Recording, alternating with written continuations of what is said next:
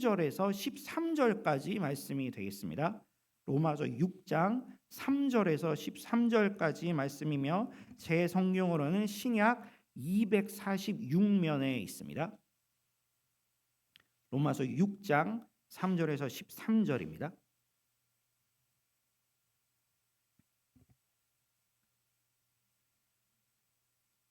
자, 그러면 다 찾으신 줄로 믿고 교독을 하도록 하실 텐데요. 저 먼저 3절 봉독하겠습니다. 무릇 그리스도 예수와 합하여 세례를 받은 우리는 그의 죽으심으로 합하여 세례를 받은 줄을 알지 못하느냐?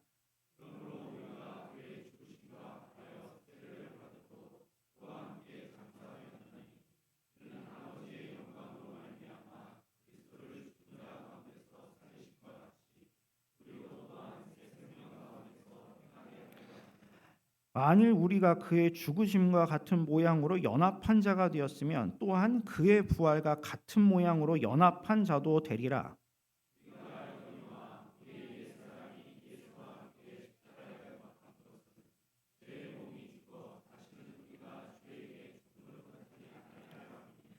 이는 죽은 자가 죄에서 벗어나 의롭다 하심을 얻었음이라.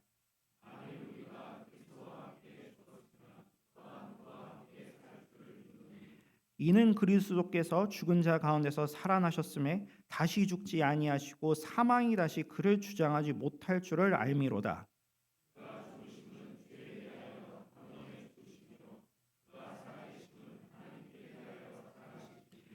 이와 같이 너희도 너희 자신을 죄에 대하여는 죽은 자요 그리스도 예수 안에서 하나님께 대하여는 살아 있는 자로 여길지어다.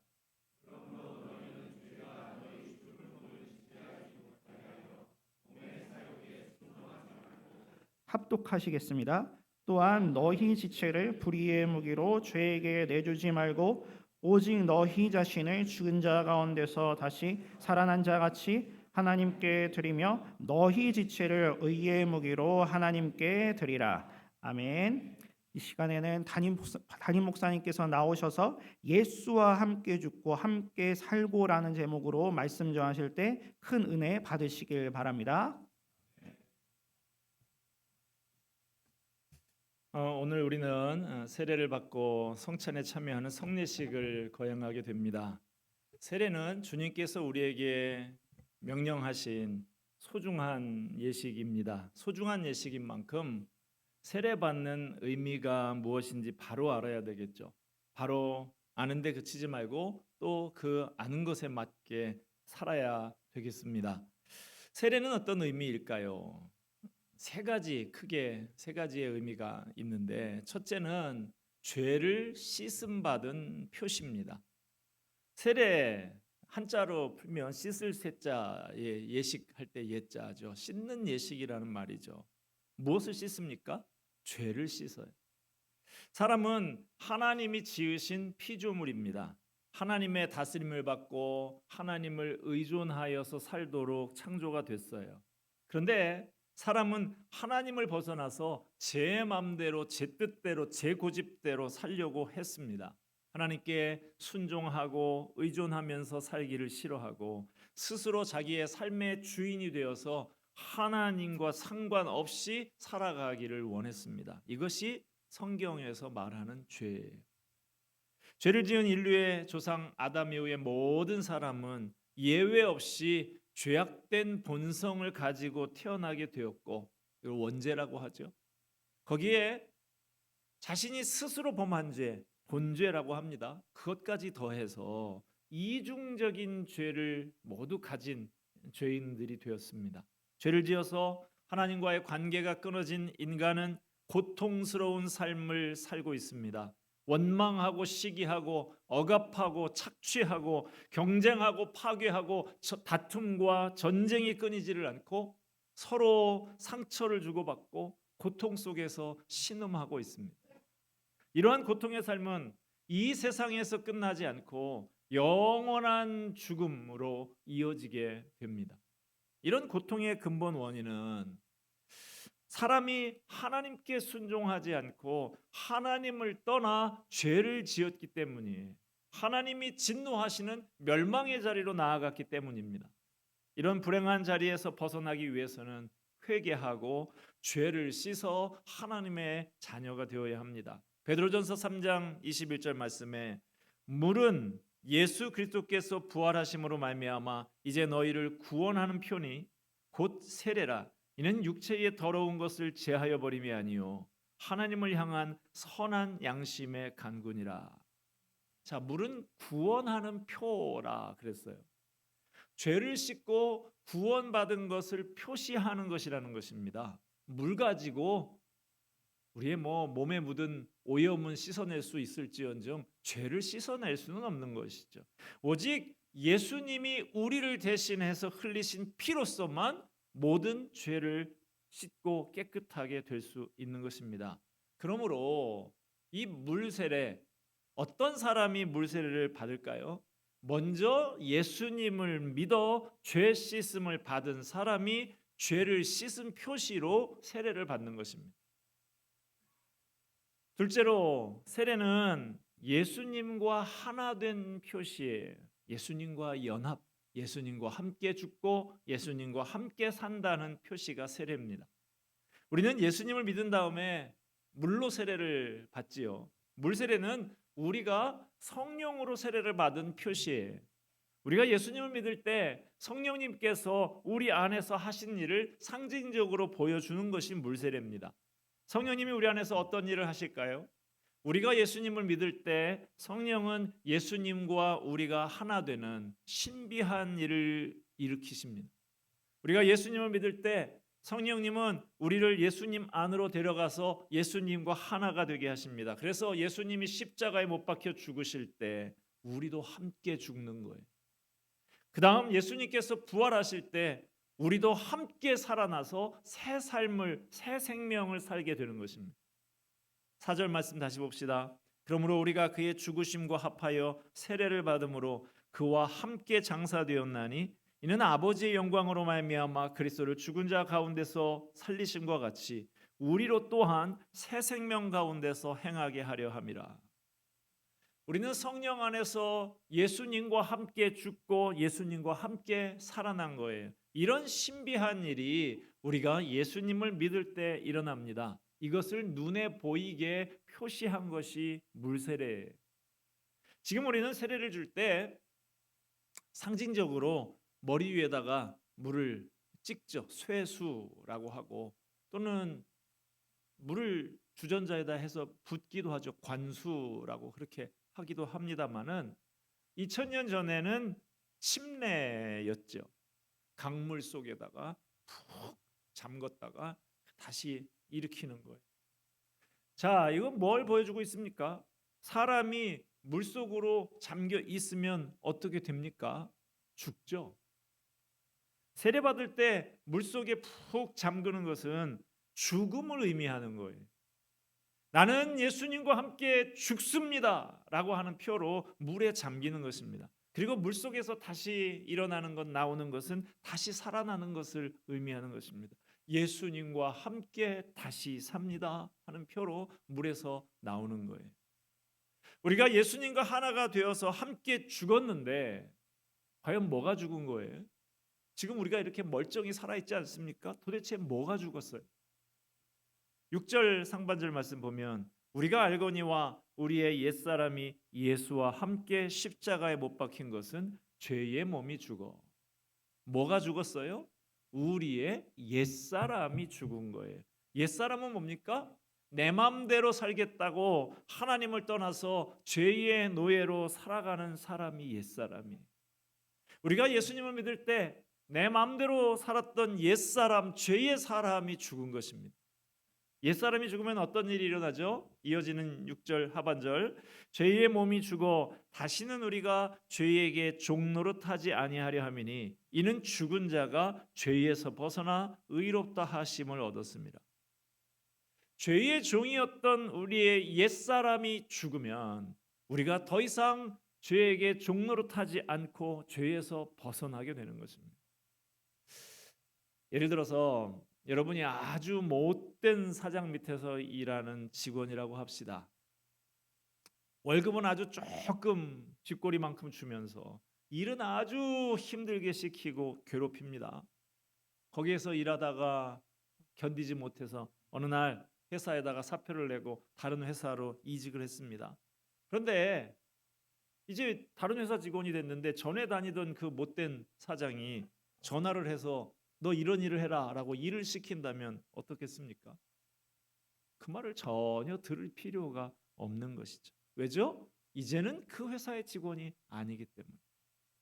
마찬가지입니다. 전에 우리는 죄가 사장인 회사의 직원이었어요. 그런데 이제 은혜가 사장인 회사로 옮긴 것입니다. 그러므로 이제는 죄 사장이 유혹을 하고 고함을 쳐도 그 말을 들을 필요가 없게 된 것이죠. 이런 일이 예수님을 믿을 때 일어난 것입니다. 8절 말씀 봅시다. 만일 우리가 그리스도와 함께 죽었으면 또한 그와 함께 살 줄을 믿노니. 11절 이와 같이 너희도 너희 자신을 죄에 대하여는 죽은 자요 그리스도 예수 안에서 하나님께 대하여는 살아있는 자로 여길지어다. 무엇에 대해서 죽고 무엇에 대해서 살아요? 전에 죄에 매여서 죄의 종으로 살던 옛사람은 죽고 하나님께 매여서 하나님의 자녀로 사는 새 사람으로 사는 거예요. 고린도후서 5장 17절 말씀 그런즉 누구든지 그리스도 안에 있으면 새로운 피조물이라 이전 것은 지나갔으니 보라 새 것이 되었도다. 셋째로 세례는 하나님의 자녀가 되고 교회의 일원이 되었다고, 교회의 멤버십을 갖게 되었다라고 공인하는 것이 세례입니다. 물세례를 받는 사람은 앞에서 말씀드렸듯이 이미 성령 세례를 받은 사람, 믿는 예수를 믿는 사람이 물세례를 받는 것이죠. 성령님께서 하나님의 자녀라고 도장을 딱 찍어준 사람이에요. 그러나 그것은 하나님과 그 당사자 사이에서 은밀하게 이루어진 일인데 그것을 믿음의 공동체인 교회에서 공식화해 주는 것이 세례라고 하는 것입니다. 당신은 우리와 같은 신앙을 가진 한 형제 한 자매다. 당신을 교회에 소속된 사람으로 인정한다라는 뜻인 것이죠. 목장에서 보면 소나 말에게 과거에는 불로 지져서 이렇게 낙인이라고 딱 찍죠. 요즘에는 뭐 잉크를 가지고 지워지지 않는 잉크로 그렇게 표시를 하기도 하죠. 그래서 가끔 돼지고기를 이렇게 사 보면 거기에 뭐 퍼런 잉크가 이렇게 비계에 붙어 있는 경우가 있죠. 또 군인들 보면 부대마다 부대 마크라고 그래서 이 왼쪽 어깨 이 허벅 이 뭐라고 그러지 팔뚝 이쪽에다가 그렇게 부대 마크를 해서 표시를 하죠. 이 사람은 이 사람은 뭐 수도군단 사람이다. 이 사람은 뭐 17사단 사람이다. 뭐 이런 식으로 해서 표시를 하는 것이죠. 뭡니까? 소속을 멤버십을 확인하는 표시가 그런 것들이죠. 세례가 이와 같은 것입니다. 이 말은 우리 목장 소속이다. 이 군인은 우리 부대 소속이다라고 하는 그런 표시가 세례와 같은 표시다 하는 것입니다. 예수님을 믿고서 우리는 신분이 바뀌고 소속이 바뀌었어요. 신분이 죄의 종 사탄의 새끼에서 하나님의 자녀로 바뀌었습니다. 소속이 죄의 나라에서 하나님의 나라로 바뀐 거예요. 소속이 바뀌었다라고 하는 것은 주인이 바뀌었다는 뜻이기도 합니다. 전에는 죄가 내 주인이고 내가 내 주인이었는데 이제는 예수님이 내 주인이에요. 주인 잘못 만나면 불행합니다. 내가 주인이 되고 세상에 어떤 것이 주인이 되면 불행해집니다. 예수님을 믿는다는 것은 예수님을 주인으로 모시고 사는 거예요. 예수님을 내 주인으로 모시고 내가 예수님의 손에 들린 도구가 되면 내 삶이 확실하고 평안하고 행복한 삶이 되는 것입니다. 자, 지금까지 세 가지를 정리해 보면 세례의 세 가지의 의미가 있다 그랬습니다. 첫째는 죄를 씻음 받았다. 죄를 용서받았다. 둘째는 예수님과 하나가 되어서 새 사람이 되었다. 셋째는 신분이 바뀌어서 하나님의 자녀가 되고 소속이 바뀌어서 교회의 일원이 되었다라고 하는 표시라 그랬습니다. 자, 이런 의미를 가지고 세례를 받은 성도에게 오늘 본문의 말씀은 세례받은 사람 이렇게 살아야 한다라고 간곡하게 부탁을 하고 있습니다. 12절 13절 말씀 보겠습니다. 그러므로 너희는 죄가 너희 죽을 몸을 지배하지 못하게 하여 몸의 사욕에 순종하지 말고 또한 너희 지체를 불의의 무기로 죄에게 내주지 말고 오직 너희 자신을 죽은 자 가운데서 다시 살아난 자 같이 하나님께 드리며 너희 지체를 의의 무기로 하나님께 드리라.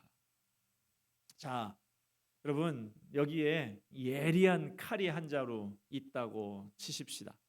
아주 날카로운 날이선 칼이에요. 이 칼이 특급 셰프의 손에 들리게 된다고 하면 야, 이거 먹기가 아까울 정도로 작품에 가까운 흑백 요리사에 나오는 그런 요리를 만들게 됩니다. 그러나 그 칼이 강도의 손에 들린다면 어떻게 됩니까? 문제가 심각해집니다. 그 칼은 사람을 해치는 도구가 되는 것이죠. 칼 자체는 좋은 것도 아니고 나쁜 것도 아니고 중립적인 것입니다. 문제는 누구의 손에 들리느냐, 셰프의 손에 들리냐, 강도의 손에 들리느냐에 따라서 그 칼의 역할이 달라지게 되는 거죠. 오늘 본문은 그런 면에서 우리에게 부탁하고 있습니다. 너희가 세례를 받았느냐? 너희가 죄 씻음을 받았느냐? 예수님과 하나가 되었느냐? 하나님의 자녀가 되고 교회의 일원이 되었느냐? 그걸로 끝이 아니다. 이제부터 죄의 지배당하지 말고 하나님의 손에 붙들려서 하나님의 도구로 살아야 한다. 본문 12절 말씀은 이렇게 시작을 하죠. 그러므로 그 앞에 세례의 의미에 대해서 쫙 설명을 한 다음에 그러므로 무슨 말입니까? 너희가 세례를 받았으므로 그러므로 삶이 달라져야 한다라고 하는 것입니다. 너희는 회개하고 죄 씻음을 받았다. 그러므로 다시는 죄 짓는 생활로 돌아가서는 아니 된다. 너희는 예수님과 함께 죄에 대해서 죽었다. 그러므로 죄의 유혹에 넘어가지 말아야 한다. 하나님의 자녀가 되고 교회의 일원이 되었다. 그러므로 하나님의 자녀답게 하나님의 말씀을 따라서 살아야 한다. 세례 받았다고 끝이 아니라는 것입니다. 거기에서 멈추면 안 된다는 것입니다. 이제 새로운 출발을 해야 하는 거예요. 이제 새로운 삶을 살아야 하는 것입니다. 지금부터 160년 전에 미국에서 노예 제도가 폐지되었습니다. 그러나 오래도록 노예로 살아왔던 늙은 그 흑인 노예들이 노예 제도가 폐지됐다고 그렇게 링컨 대통령에 의해서 선포가 됐지만 실감이 나지를 않는 것이죠.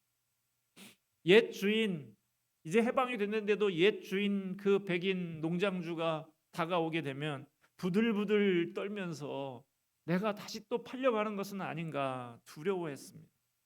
그들은 이미 노예가 아니라 자유인들이었어요. 신분이 달라졌지만 그것을 실제로 체감하고 누리기까지는 오랜 세월이 흘렀던 것입니다.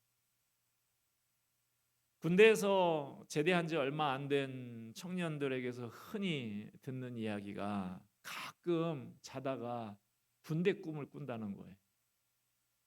사고를 치고 잘못해서 간부나 선임병에게 혼나는 꿈을 꿉니다. 한참 힘들어하다가 꿈에서 딱 깨고 나면 황당하죠. 몸은 제대를 했는데 잠재의식은 아직도 제대를 하지 못하고 매여 있는 거예요. 마찬가지입니다. 우리가 신분이 바뀌어서 하나님의 자녀가 됐지만 죄가 우리에게 다가와서 손짓을 하면 아직 마음이 흔들리고 무너지는 것이죠. 신분이 바뀌었지만 하나님의 자녀가 되었지만 죄의 종에서 벗어났지만 아직도 죄의 노예인 듯한 느낌이 드는 것입니다. 왜일까요? 우리 안에 옛사람의 습성이 남아 있기 때문이에요. 옛사람의 습성을 버리지 못하면 법적으로 자유인이 됐어도 실제로는 노예로 사는 것입니다. 우리는 이것을 알기는 알아도 자꾸만 잊어버립니다. 그래서 잊어버리지 않으려고 하면 어떻게 해야 되겠습니까? 복음을 자꾸 들어야 돼요. 더 이상 죄가 나를 지배하지 못하게 자꾸 복음을 듣고 하나님 자녀다운 삶을 훈련해야 하는 것입니다. 여러분, 이제 더 이상 정체성의 혼란을 겪으면서 갈팡질팡하지 마시기를 바랍니다. 우리는 하나님의 자녀고 예수님께 속한 사람입니다. 늘 신분을 확인하여서 흔들림 없이 확고한 삶, 하늘의 평안으로 가득한 삶이 되시기를 바랍니다. 항상 성령님의 인도함을 받는 풍성한 삶이 되시기를 주님의 이름으로 축복합니다. 기도하겠습니다. 은혜와 사랑이 풍성하신 하나님 아버지, 주님의 은혜로 죄 씻음 받고 예수와 하나 되어 함께 살고 함께 죽는 그런 존재 되게 하심을 감사합니다. 나 같은 죄인을 불러서 거룩한 교회의 일원으로 삼아 주심을 감사합니다. 이제 이 은혜를 받았으니 더 이상 죄에 매여 살지 않게 하여 주시옵소서.